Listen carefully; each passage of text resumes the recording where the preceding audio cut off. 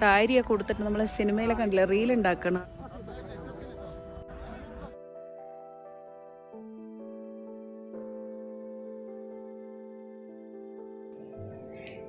Hello, നമസ്കാരം. Kashmir vlog part 2ലേക്ക് എല്ലാവർക്കും സ്വാഗതം.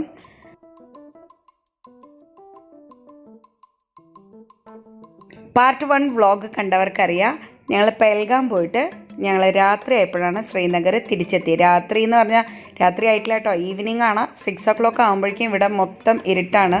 ദാൽ ലേക്കിൻ്റെ സൈഡാണിത്. അപ്പോൾ ഞങ്ങൾ ആദ്യത്തെ ദിവസം റൂം വെക്കേറ്റ് ചെയ്തിട്ട് ഇറങ്ങി, അത് ആ വീഡിയോയിൽ പറഞ്ഞിട്ടുണ്ട്. സെക്കൻഡ് ഡേ ഞങ്ങൾ ഈ ഹോട്ടലാണ് എടുത്ത്. ആക്ച്വലി ഗോ ഐ ബി പോലെ അതിൻ്റെ തൊട്ടുള്ള ഹോട്ടലാണ് കണ്ട്, അത് നേരിട്ട് വന്നപ്പോൾ ഇഷ്ടപ്പെട്ടില്ല. അതുകൊണ്ട് ഞങ്ങൾ അതിൻ്റെ തൊട്ടിപ്പുറത്തുള്ള റൂമാണ് എടുത്തത്. 1300 രൂപ. നല്ല അടിപൊളി റൂമാണ്. ഹീറ്ററും കാര്യങ്ങളെല്ലാം ഉണ്ട്. അതേപോലെ ബെഡിലും ആ ബെഡ് ഹീറ്റ് ചെയ്യാനുള്ളതെല്ലാം ഉണ്ട്. അതിൻ്റെ മാട്രസൊക്കെ ഇട്ടിട്ടുണ്ട്. അപ്പോൾ നല്ലൊരു സ്റ്റേ ആയിരുന്നു. ബ്രേക്ക്ഫാസ്റ്റ് ഇവിടെ തന്നെ കിട്ടിയിട്ടുണ്ടായിരുന്നു. ജസ്റ്റ് സെൻറ്ററിൽ നിന്ന് ഒരു 2 minutes വാക്കിംഗ് ഡിസ്റ്റൻസിലാണ് ഈ ഹോട്ടല്. അപ്പോൾ ഞങ്ങൾ രാത്രിയിൽ ഇവിടെ ഒന്ന് ഇറങ്ങി, എന്നിട്ട് ഭക്ഷണമൊക്കെ ഒന്ന് കഴിക്കാമെന്ന് വിചാരിച്ച് ഇറങ്ങിയതാണ്.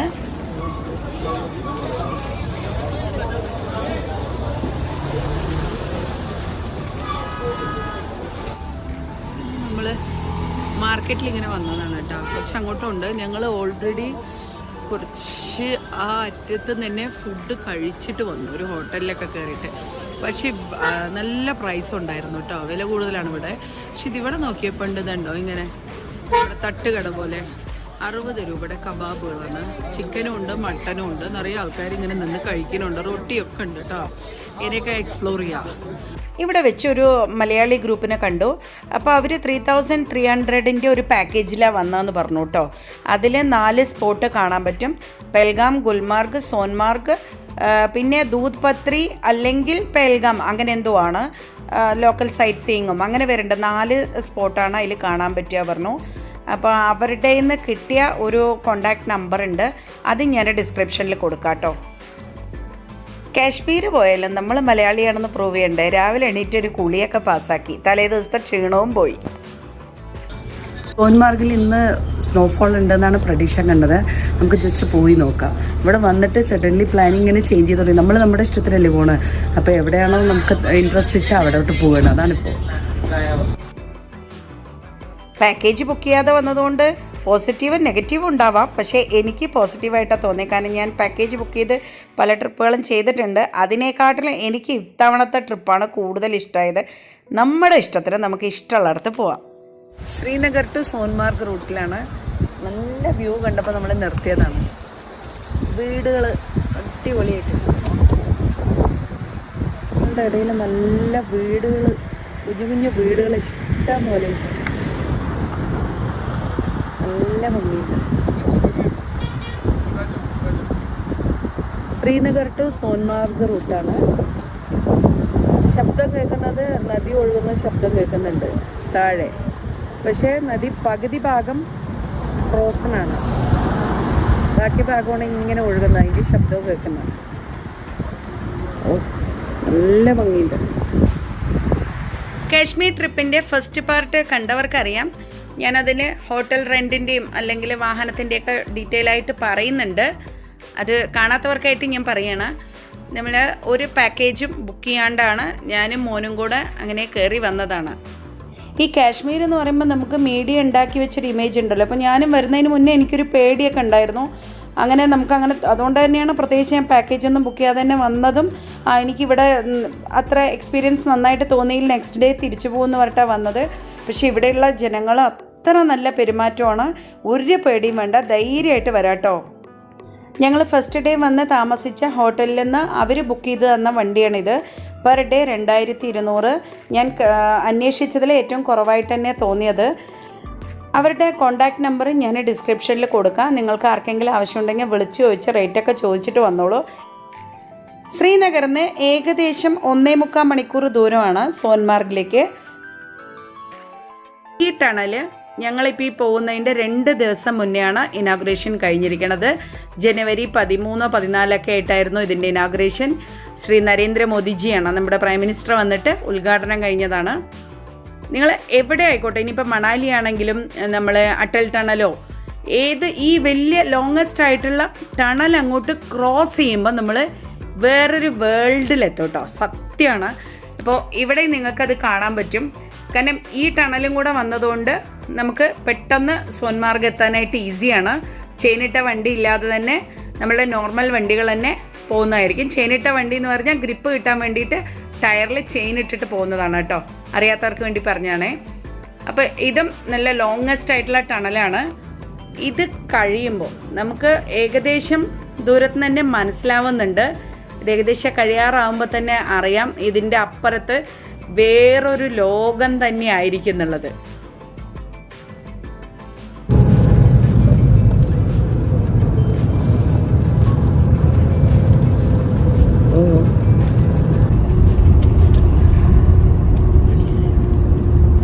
स्नोफॉल हाँ आ रही है। स्नोफॉल स्टार्ट हो गई।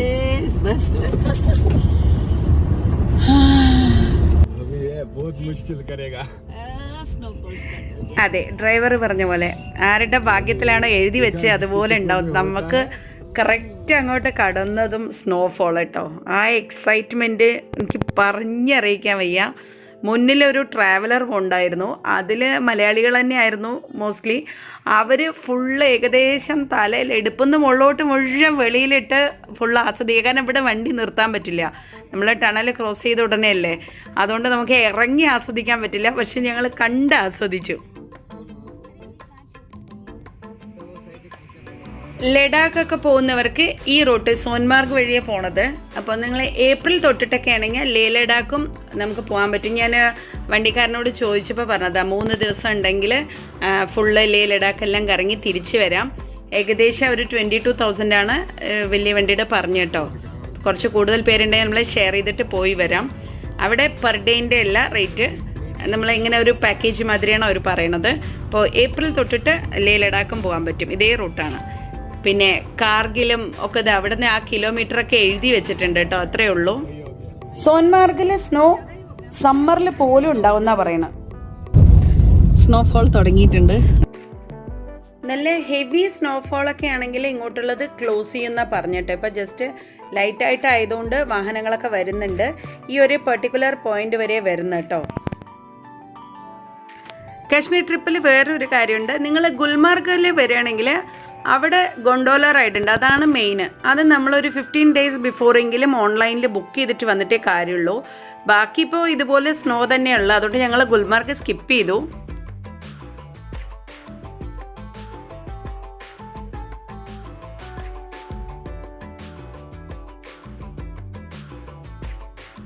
ഓൾറെഡി ഡ്രസ്സൊക്കെ എല്ലാം സെറ്റായിട്ടായിരുന്നു വന്നത്. പക്ഷേ സ്നോ വീഴുന്നത് കൊണ്ട് നമ്മൾ ജാക്കറ്റും കൂടി ഇട്ടേ പറ്റൂ, അല്ലെങ്കിൽ നമ്മുടെ ഡ്രസ്സെല്ലാം നനയും.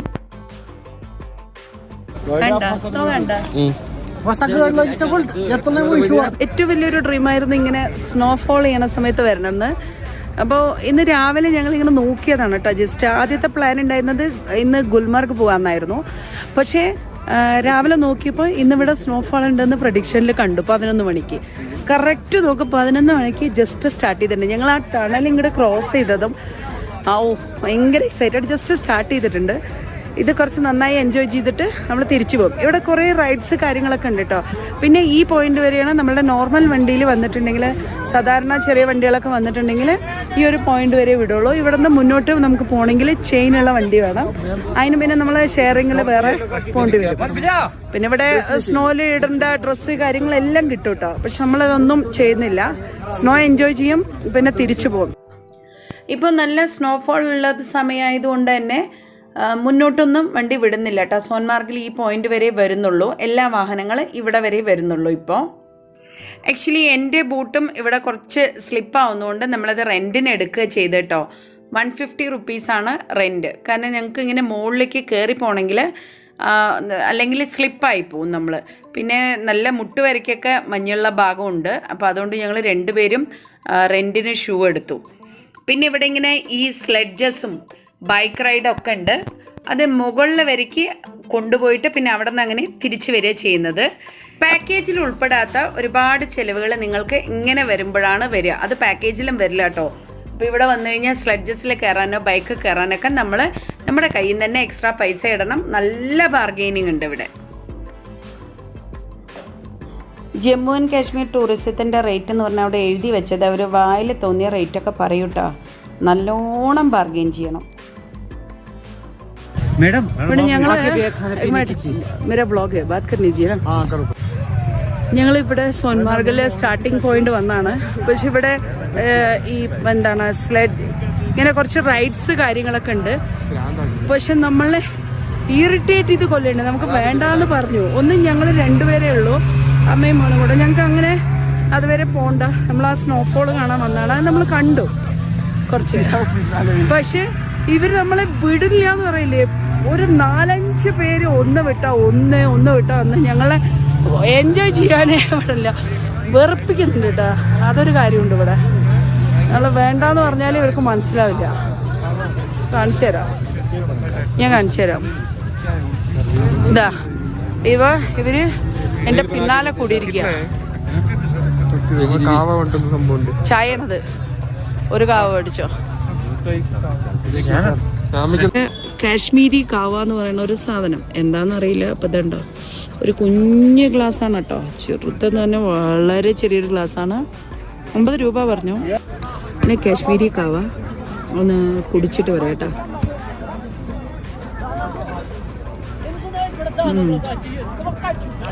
നമ്മള് പട്ട പറയില്ലേ, പട്ട അരണ്ടയ്ക്കോ ഇട്ടിട്ട് കുറച്ച് ഡ്രൈ ഫ്രൂട്ട്സ് ഒക്കെ പൊടിച്ചിട്ടിട്ടുണ്ട്. ലൈറ്റ് മധുരം ഉണ്ട് കേട്ടോ. ഒരു വെറൈറ്റി. നമ്മൾ ചായ കുടിക്കുന്നതിന് പകരം ഒന്ന് ഇത്രയും നമ്മൾ ഐസിലല്ലേ ഇരിക്കണം. അപ്പോൾ ഇവിടെ വരുമ്പോൾ നമുക്ക് എപ്പോഴും ചൂട് എന്തെങ്കിലും കഴിക്കാനുള്ളൊരു ടെൻഡൻസി വരും. ഇവിടെ എന്താണ് പിന്നെ എന്താ കിട്ടുക, മാഗി. ഉള്ള തണുപ്പുള്ള എവിടെ പോയാലും ഇപ്പോൾ കുളു മണാലിയോ ഷിംല എവിടെ പോയാലും ഇതന്നെയാണ്, മാഗി തന്നെ ഉണ്ടാവുക. ഇവിടെ കാശ്മീരിന്റെ സ്പെഷ്യൽ കാശ്മീരി കാവ. പിന്നെ പാവങ്ങൾ കുറേ സമയം ഞങ്ങളത് കാവ കുടിച്ച് കഴിയണവരെ അതൊരു ചായയുടെ ടൈപ്പ് തന്നെയാണ്. പക്ഷെ ചായപ്പൊടിയൊന്നും ഇല്ലില്ല. പക്ഷേ എന്തൊക്കെ കളറും ടേസ്റ്റ് ആയിട്ടുണ്ട്. ഒരിക്കൽ ട്രൈ ചെയ്യണമല്ലോ എന്തായാലും. അപ്പോൾ അതൊക്കെ കഴിഞ്ഞ് കഴിഞ്ഞാൽ അയാൾ വെയിറ്റ് ചെയ്ത് നിൽക്കുകയായിരുന്നു പാവങ്ങൾ. ആദ്യം 1000 രൂപയാണ് ഈ സ്ലെഡ്ജിനെ പറഞ്ഞു കേട്ടോ. അവസാനം അയാൾ പിന്നെ പറയാൻ തുടങ്ങി 500 രൂപ പരേഡ് തന്നാൽ മതിയെന്ന്. പിന്നെ ഞാൻ പറഞ്ഞ് വേണ്ടാന്ന് തന്നെ നിർബന്ധം പറഞ്ഞ് ഞാൻ ഒഴിവാക്കാൻ വേണ്ടിയിട്ട് പറഞ്ഞ് 2 പേർക്ക് 500 ആണെങ്കിൽ ഓക്കെ എന്ന് പറഞ്ഞു. അയാൾ ഓക്കെ സമ്മതിച്ചു. എന്നിട്ട് നമ്മളെ വിളിച്ചോണ്ട് വീഡിയോ എടുത്ത് തരാനും ഒക്കെ ഭയങ്കര ഉഷാറാണ് കേട്ടോ. അതൊക്കെ ഉണ്ട്. പിന്നെ ഞാൻ വിചാരിച്ചു ചെല്ലോ അവർക്ക് തുടങ്ങിയുള്ളൂ. ഞാൻ ഉച്ച സമയമൊക്കെ ആവാറാകുമ്പോഴാണ് ഇവിടെ ശരിക്കും തുടങ്ങുന്നത്. രാവിലെ നേരത്തെ ഒന്നും ആരും വരില്ല. നമ്മളെ വലിച്ചിട്ട് ഏറ്റവും മേലെ ഹൈറ്റിൽ കൊണ്ടുപോയിട്ട് പിന്നെ തിരിച്ച് അവരും കൂടെ ഫ്രണ്ടിൽ ഇരുന്നിട്ട് വരികയാണ് ചെയ്യണത്. ബൈക്കും അങ്ങനെ തന്നെയാണ്. അവിടുത്തെ ജമ്മു ആൻഡ് കാശ്മീർ ടൂറിസത്തിൻ്റെ അവിടെ റേറ്റൊക്കെ എഴുതി വെക്കുന്നതിന് 2000-ൽ കൂടുതലാണ് ആ ബൈക്കിന് ഒരാൾക്ക് പറയുന്നത് കേട്ടോ. അപ്പോൾ അവസാനം ഇങ്ങനെ വലിച്ച് കയറ്റാൻ തുടങ്ങി. അപ്പോൾ പിന്നാലെ ഒരുത്തൻ വന്നിട്ട് ഇങ്ങനെ തള്ളുക, ഹെൽപ്പറാണെന്ന് പറഞ്ഞിട്ട്. അതിന് പൈസ വേണമെന്നാണ് ഞാൻ പറഞ്ഞു. വേണ്ട, ഹെൽപ്പർ വേണ്ട എന്ന് പറഞ്ഞിട്ട് ഒഴിവാക്കി. അവർ വലിച്ചുകൊണ്ട് വന്നിട്ട് നമുക്ക് സങ്കടം തോന്നിയിട്ട് കയറുമ്പോൾ ഞങ്ങൾ കുറച്ച് നടക്കാമെന്ന് പറഞ്ഞു. ടഫാണ്. ഞാൻ മാത്രമല്ല കേട്ടോ, അവരും കിതയ്ക്കുന്നുണ്ട്. അത് ഹൈ ആൾട്ടിറ്റ്യൂഡ് ആയതുകൊണ്ടാണ്. കുറച്ച് നടന്ന് കയറിയിട്ടാ. പിന്നെ അവർ വലിക്കുന്ന കാണുമ്പോൾ നമുക്ക് നല്ല ടഫ് തോന്നി. പറഞ്ഞതൊരാൾക്ക് 500 പറഞ്ഞു, നമ്മൾ 2 ആൾക്ക് 500 പറഞ്ഞു. പക്ഷെ വലിച്ചു കയറ്റുന്ന കഷ്ടം തോന്നിയപ്പോൾ നമ്മൾ ഇറങ്ങിയിട്ട് നടന്ന് കയറി കുറച്ച്. ഇനിയിപ്പോൾ മോളിൽ നിന്ന് തിരിച്ച് അവർ ഫ്രണ്ടിലിരിക്കും, നമ്മൾ പുറകിലിരുന്നിട്ട് സ്പീഡിൽ വരുന്നതാണ്. അപ്പം ഞാനത് കിത്തുവിൻ്റെ ആദ്യം വരുന്നത് കാണിച്ചു തരാം കേട്ടോ.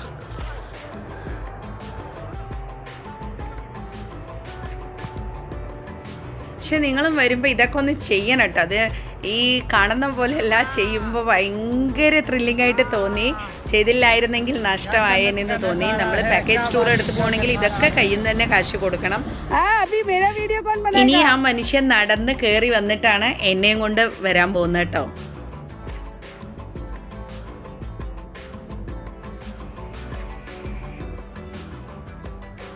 ഞാൻ മുകളിൽ കയറിപ്പോയി അവിടുത്തെ കാഴ്ചകളൊക്കെ കണ്ടു. പക്ഷെ എൻ്റെ ക്യാമറ എൻ്റെ കയ്യിലില്ലാത്തതുകൊണ്ട് അത് ക്യാപ്ചർ ചെയ്യാൻ പറ്റിയില്ല.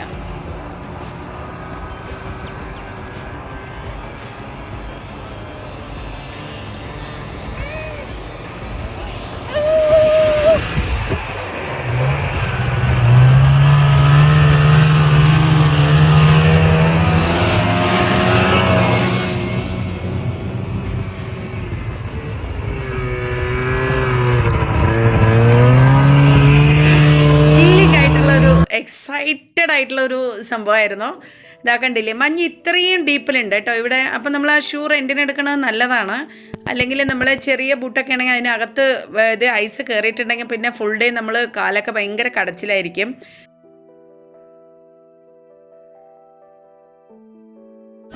-5 ഡിഗ്രിയാണിപ്പോൾ. നമുക്കൊരു സ്നോഫോൾ വന്നതും കുറച്ച് കിട്ടി, നല്ല ഹെവി ആയിട്ടല്ല, അത് കുറച്ച് സമയത്തിന് ഉണ്ടായിരുന്നുള്ളൂ. ഇപ്പോൾ പ്രഡിക്ഷൻ പ്രകാരം ഒരു 1:30 2 o'clock വീണ്ടും നല്ലോണം ഉണ്ടാവുമെന്നാണ് പറയണത്. അപ്പോൾ വെയിറ്റിംഗ്, ഞങ്ങളൊരു 1:30-1:45 വരെ വെയിറ്റ് ചെയ്തിട്ട് വീണ്ടും സ്നോ ഇല്ലെങ്കിൽ ഞങ്ങൾ തിരിച്ച് ശ്രീനഗർ തന്നെ പോവുകയാണ്. ഇപ്പോൾ ഇവിടെ നല്ലൊരു കാഴ്ച കാണിച്ചു തരാം കേട്ടോ. അതവിടെ സാരിയൊക്കെ കൊടുത്തിട്ട് നമ്മൾ സിനിമയിലൊക്കെ കണ്ടില്ല, റീൽ ഉണ്ടാക്കണം ഹസ്ബൻഡ് വൈഫ്.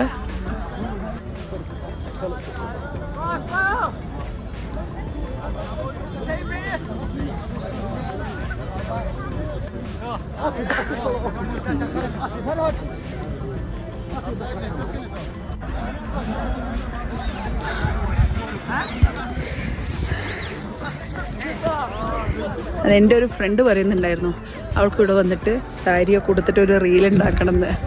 അപ്പോൾ ഞാൻ പറയണേ, ഇത് പറ്റിയ ടൈമാണ് ഇപ്പോൾ, നല്ല തണുപ്പുണ്ട്, എന്നിട്ട് റീൽ ഉണ്ടാക്കണം. അതൊക്കെ പറയാ ഒരു എന്താ പറയുക, എക്സൈറ്റ്മെൻ്റ് ആണ്. അതൊക്കെ ഒരു ലൈഫിലൊരു ഡ്രീമായിരിക്കും, ഓരോരുത്തരുടെ ഓരോ ഡ്രീമല്ലേ ഉണ്ടാവുക. അപ്പോൾ ചില സിനിമകളിലൊക്കെ കാണുന്ന സമയത്ത് തോന്നി വന്നതായിരിക്കണം. അവർ സാരിയൊക്കെ ആയിട്ട് വന്ന് ഇവിടെ തന്നെ റെഡിമെയ്ഡ് സാരിയാണ്, അത് ചുറ്റി അവരോട് റീൽ എടുത്തുകൊണ്ടിരിക്കുകയാണ്. അത് ഇവിടുത്തെയൊക്കെ സാധാരണമായ കാഴ്ചകളായിരിക്കും ഇവിടെ ഉള്ളവർക്ക്. അപ്പോൾ ഇവിടെ ഈ ബൈക്ക് കാര്യങ്ങളുടെയൊക്കെ പല റേറ്റുമാണ് കേട്ടോ പറയുന്നത്. അവർ നല്ല റേറ്റൊക്കെ പറയുമ്പോൾ അത് ഒരെണ്ണം വരുന്നുണ്ട്, ഞാൻ കാണിച്ചു തരാം.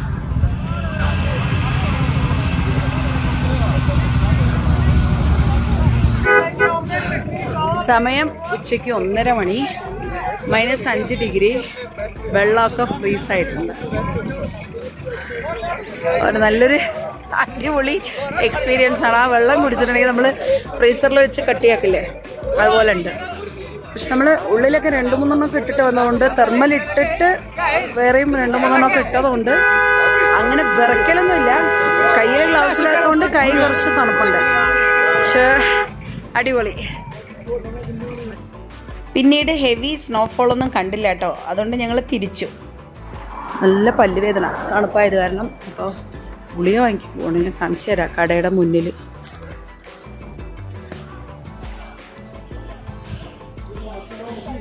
ഇതാണ് മെഡിക്കൽ സ്റ്റോർ. അതിൻ്റെ മുന്നിലേക്ക് പോകണമെങ്കിൽ അവരവിടെ ഉപ്പൊക്കെ ഇട്ടിട്ട് വഴി റെഡിയാക്കി വെച്ചിരിക്കുക. നമ്മൾ ടൂറിസ്റ്റുകളായിട്ട് വരുമ്പോൾ നമുക്ക് ഇതൊക്കെ കാണുമ്പോൾ എക്സൈറ്റ്മെൻ്റ് ആയിരിക്കും, പക്ഷേ ഇവിടെയൊക്കെ ജീവിക്കുന്നവർക്ക് ഇത് കഷ്ടം തന്നെ ആയിരിക്കും അല്ലേ. പിന്നെ ഞങ്ങൾ ഒരു ഏകദേശം 1.5 മണിക്കൂർ കൊണ്ട് ശ്രീനഗർ തിരിച്ചെത്തി. അപ്പോൾ പകൽ എത്തുമ്പോഴാണ് നമ്മൾ ഏകദേശം ഒരു 3:30 ആ സമയത്തൊക്കെ ഇവിടെ എത്തിയത്. അപ്പോൾ അവിടെയൊക്കെ സിറ്റിയൊക്കെ ഒന്ന് നന്നായിട്ട് കറങ്ങി. കാരണം നമ്മൾ ഫുൾ ഡേ എത്ര മണിവരെ വേണമെങ്കിലും ഈ വണ്ടിയിൽ കറങ്ങാം കേട്ടോ. അത് നമ്മൾ പറഞ്ഞു കഴിഞ്ഞാൽ അവർ കൊണ്ടുപോയില്ല എന്നൊന്നും പറയില്ല.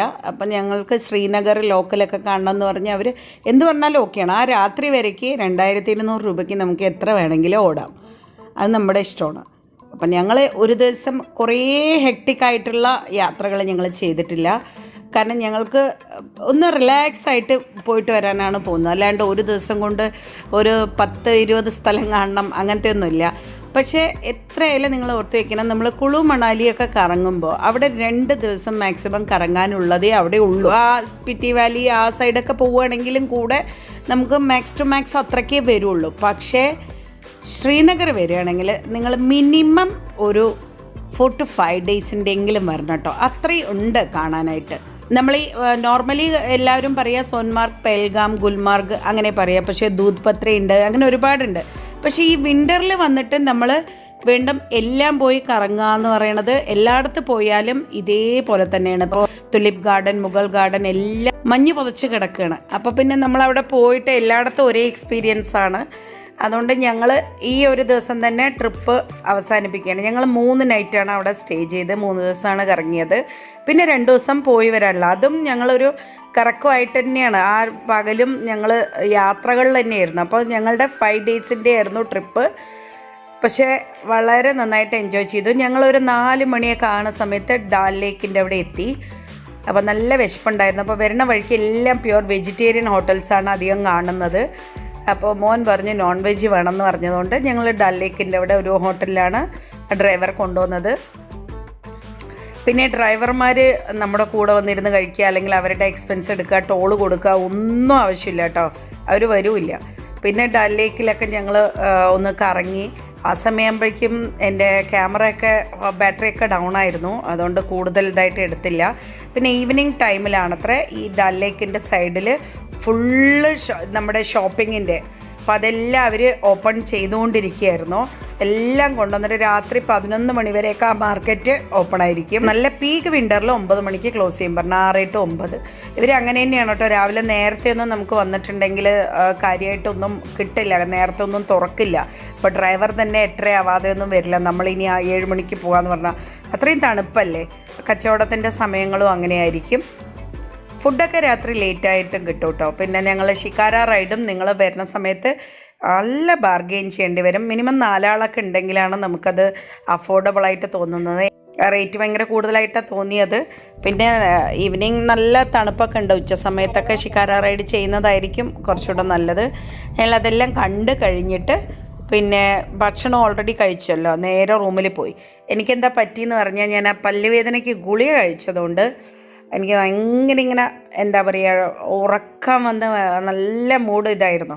അപ്പം ഞങ്ങൾ നേരെ 6 മണിയാകുമ്പോൾ റൂമിൽ കയറിയിട്ട് നേരെ മേലായിട്ട് നന്നായിട്ടൊന്ന് കിടന്ന് ഉറങ്ങി. 8 മണിക്ക് എണീറ്റിട്ട് ഞങ്ങൾ അടുത്തുള്ള മാർക്കറ്റൊക്കെ പോയി ചെറിയ പർച്ചേസൊക്കെ ചെയ്തിട്ട് റൂമിൽ വന്ന് കിടന്നു. പിറ്റേ ദിവസം രാവിലെ ഞങ്ങൾ അവിടെ നിന്ന് ഇറങ്ങി റൂം വെക്കേറ്റ് ചെയ്തിട്ട്. 2 ദിവസത്തിന് 2600 രൂപ കൊടുത്ത്. ബ്രേക്ക്ഫാസ്റ്റിനും അത്ര വിലയില്ല കേട്ടോ ഹോട്ടലിൽ.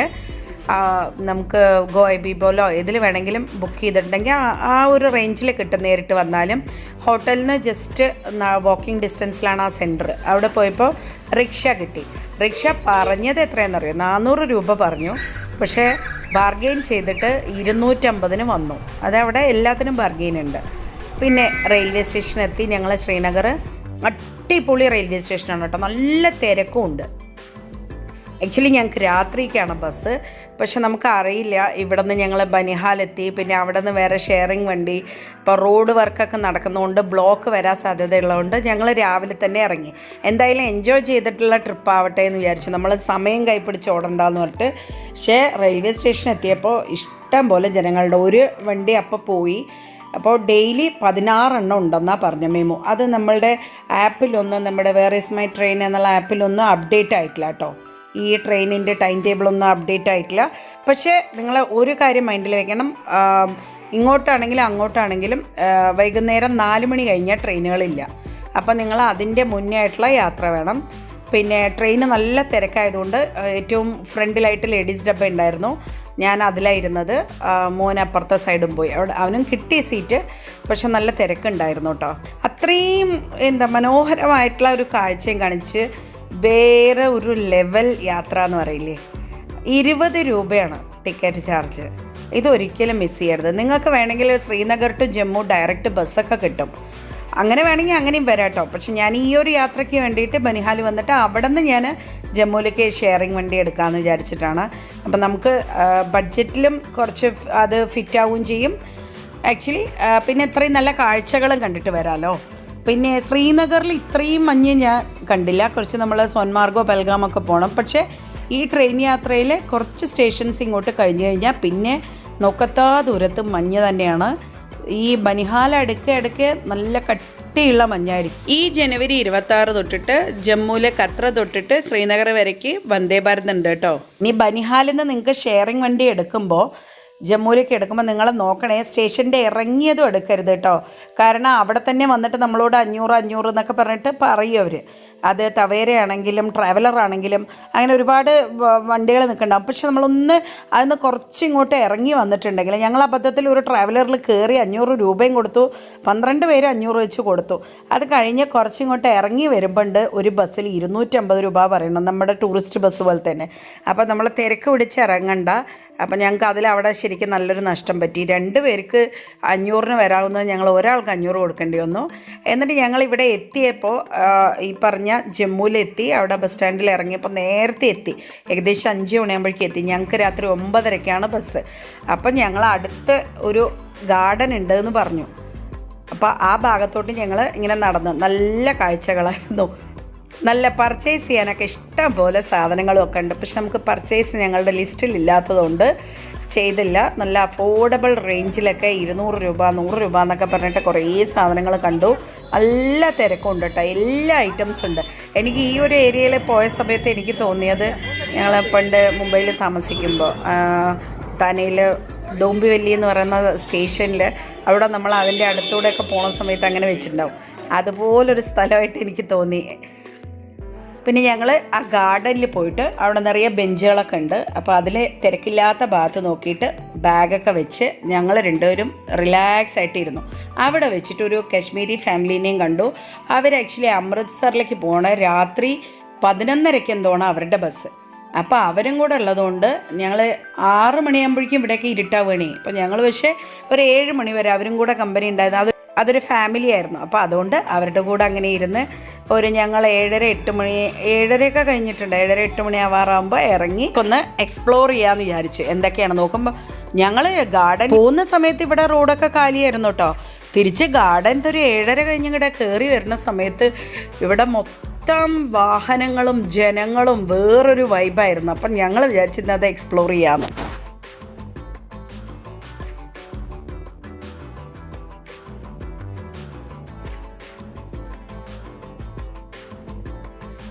ഇപ്പം നമ്മൾ ത്രികുട്ട കോംപ്ലക്സിൻ്റെ മുന്നിലാണ് നിൽക്കുന്നത് ജമ്മുവിൽ. നമ്മൾ ഷെയറിംഗ് വണ്ടി ബനിഹാലിൽ നിന്ന് വന്നത് ഇവിടെയാണ് വന്ന് ഇറങ്ങുന്നത്. നമുക്ക് ഇവിടുന്ന് പാനിപ്പത്തിലേക്കുള്ള ബസ് ഞങ്ങൾ ലക്ഷ്മി ഹോളിഡേയ്സ് ബുക്ക് ചെയ്തിരിക്കുന്നത് ഇവിടെ വരിക. പക്ഷേ കുറേ സമയമുണ്ട് കേട്ടോ. പക്ഷേ ഇവിടെ വന്നപ്പോഴാണ് മനസ്സിലാകുന്നത് ഇവിടെ ഒരുപാട് ട്രാവൽസിൻ്റെ ഓഫീസുകളുണ്ട്. ഏതിൽ വേണമെങ്കിലും നമുക്ക് സീറ്റുകൾ അവൈലബിൾ ഉണ്ടെങ്കിൽ അങ്ങനെ കയറി പോകാം കേട്ടോ. ബുക്ക് ചെയ്യാണ്ട് വന്നാലും പേടിക്കാനില്ല, പറയാം ഇവിടെ നിന്നുണ്ട്. പക്ഷേ നമുക്ക് സീറ്റ് ഒരുമിച്ച് കിട്ടുമോ അല്ലെങ്കിൽ ലക്ഷറി ബസ് കിട്ടുമോ എന്നൊന്നും അറിയില്ല. പക്ഷേ ഇവിടെ വന്നിട്ടുണ്ടെങ്കിൽ നിറയെ എവിടേക്കാണ് വെള്ള ബസ്സുകളാണെങ്കിലും ചണ്ഡീഗഡോ അമൃത്സറോ അല്ലെങ്കിൽ ഡൽഹിക്കുള്ളതോ ഇഷ്ടം പോലെ എല്ലാ ഭാഗത്തേക്കുള്ള ബസ് ഇവിടെയാണ് വന്ന് നിൽക്കുന്നത് കേട്ടോ. ഇവിടുന്ന് ഡൽഹിക്ക് 500 രൂപയുടെ സീറ്റ് അല്ലെങ്കിൽ 600 രൂപയ്ക്ക് സ്ലീപ്പറൊക്കെ ഉണ്ട് കേട്ടോ. അപ്പോൾ നേരത്തെ ബുക്ക് ചെയ്തില്ലെങ്കിലും ഇതിലും വരാം.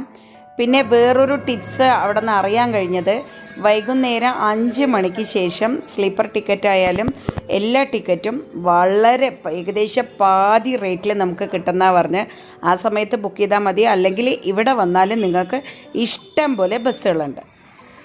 അങ്ങനെ ഞങ്ങളുടെ ബസ് ഒരു 9:15 ആകുമ്പോഴേക്കും എത്തി. എന്നിട്ട് നല്ല ബസ് തന്നെയാണ് ലക്ഷ്മി ഹോളിഡേയ്സിൻ്റെ. പുറത്തുനിന്ന് കാണാനൊക്കെ ഭയങ്കര ലക്ഷറിയാണ്. മോനും ഭയങ്കര ആഗ്രഹമായിരുന്നു ഇതിലൊന്ന് കയറണമെന്ന്. അപ്പോൾ സീറ്റ് നല്ല വീതി കാര്യങ്ങളൊക്കെ ഉണ്ട്. പക്ഷേ 1500 രൂപ ഒരാൾക്ക് സീറ്റിനായി നമ്മൾ ഓൺലൈൻ ബുക്ക് ചെയ്തപ്പോൾ. ഈ ബസ് മാത്രം ഡയറക്റ്റ് വന്ന് എടുക്കുന്നവർക്ക് ഏകദേശം അങ്ങനെ തന്നെയാണ് കേട്ടോ.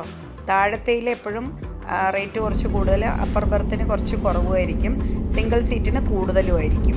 അങ്ങനെയാണ് സിംഗിൾ ബർത്തിന്. ഇതിൽ ഫുള്ള് ബർത്ത് തന്നെയായിരുന്നു. അങ്ങനെ ഈ മനോഹരമായിട്ടുള്ള ഒരു എക്സൈറ്റിംഗ് ആയിട്ടുള്ള യാത്ര ഇവിടെ അവസാനിക്കുകയാണ്. നിങ്ങൾക്കും കാശ്മീർ, അതും പാക്കേജ് ടൂറ് ബുക്ക് ചെയ്യാതെ ഡയറക്റ്റ് പോകാൻ ആഗ്രഹമുള്ളവർക്കും ഈ വീഡിയോ ഉപകാരപ്രദമായി എന്ന് ഞാൻ വിശ്വസിക്കുന്നു. Thank you for watching.